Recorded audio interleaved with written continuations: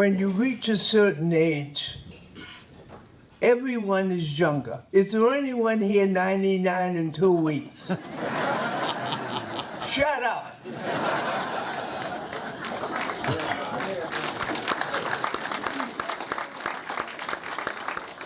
You know, I'm going to share some stories in the context of Martin Luther King Jr. That's why we're here today. Have a wonderful breakfast. We see our friends. But I have to share something with you that will help you see who you are and maybe make you a better person. See who you are to maybe help someone that doesn't know you or you know them. It's like being in a place where you see something on the floor. You pick it up. Nobody's looking. You pick it up. Now, why do I say those crazy things? Because wherever I go, people say, "Gosh, General, you're 99. What's your secret?" I'd say, "I'm not telling you my damn secret." But you know, we all have our own secrets. We all have something inside of us that says you're doing the right thing.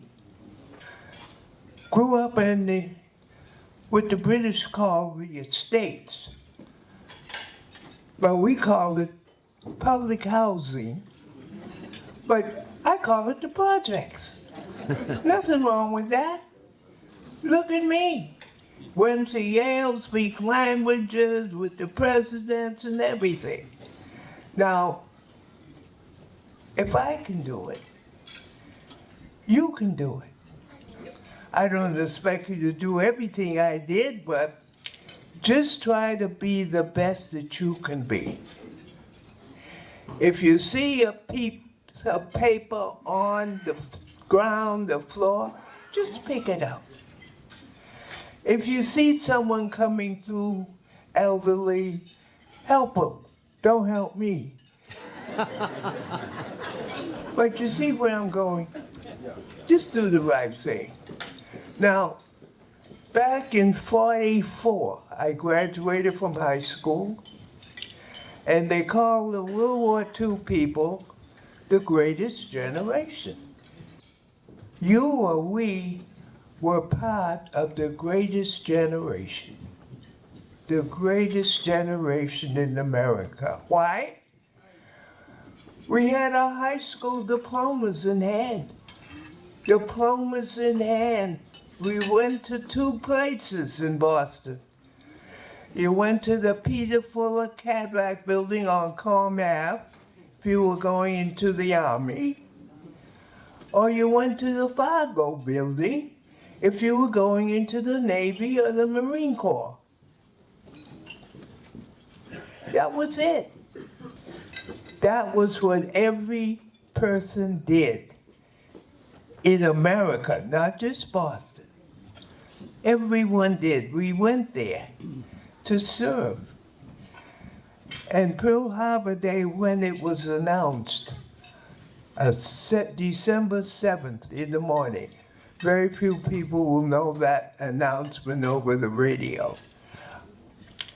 America has been bombed by the Kingdom of Japan.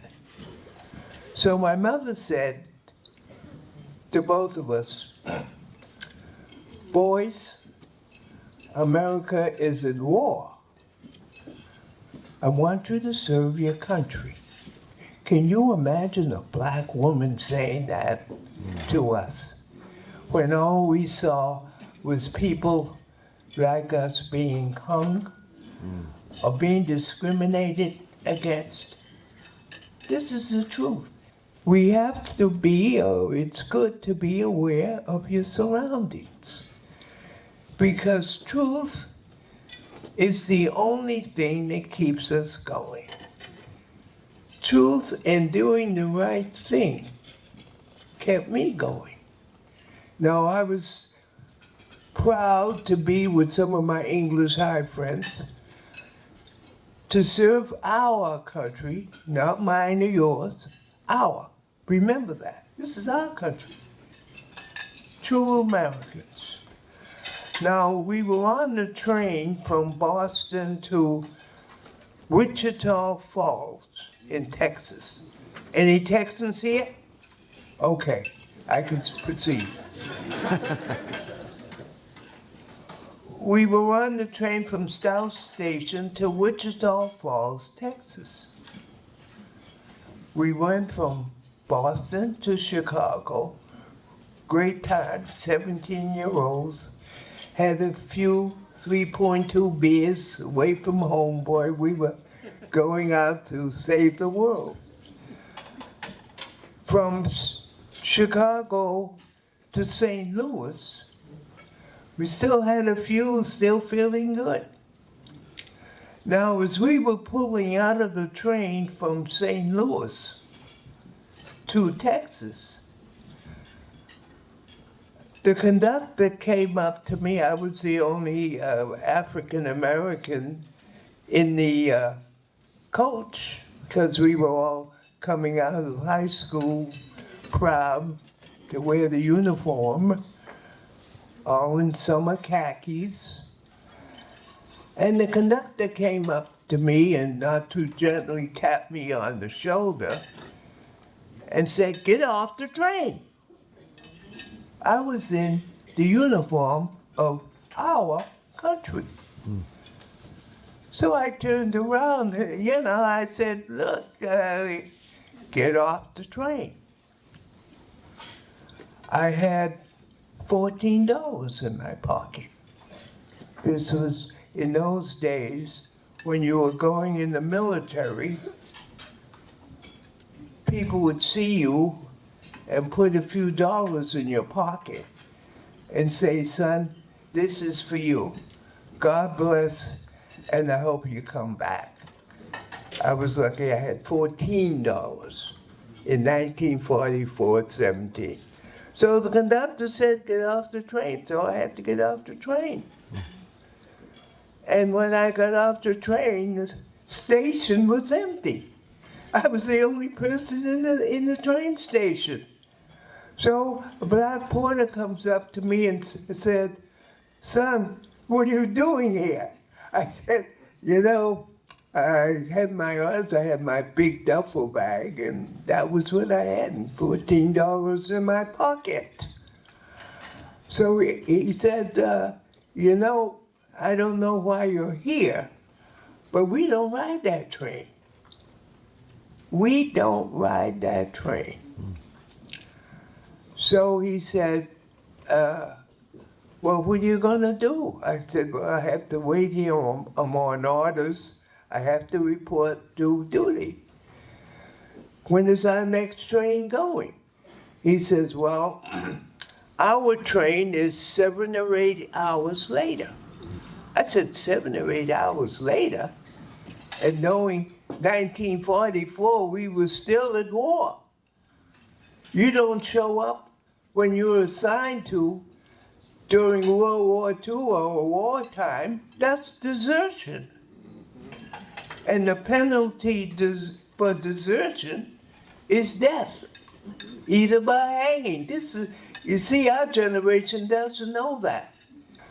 So as I look back now, being a brigadier general, going from a private being kicked off a train in our uniform, I'm so proud to wear that uniform.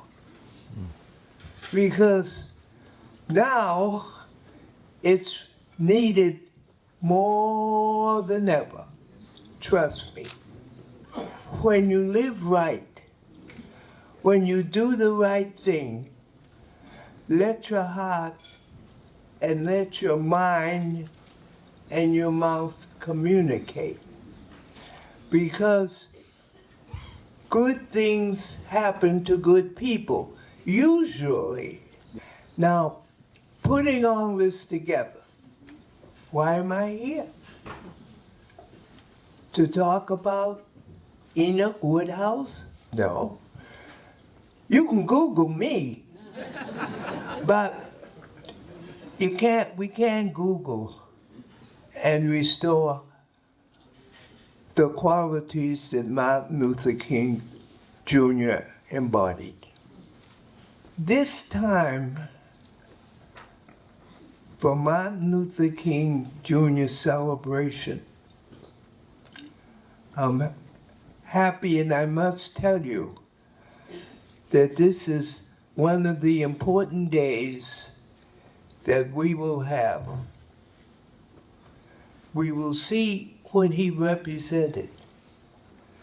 We will see that to do the right thing can be, in the long run, the best thing. And his memory will be forever enshrined. Can you visualize what he represented? He wasn't confrontational. He didn't have picket signs. He didn't marshal posses to go out and protest and confront. He said and did the right thing. He appealed to the goodness of America. Now, you know, it's a strange phenomenon here. When you look at his assassination, when you look at the assassination of John F. Kennedy, our president, when you look at the assassination of Robert F. Kennedy, there's a pattern. These men that stood for goodness.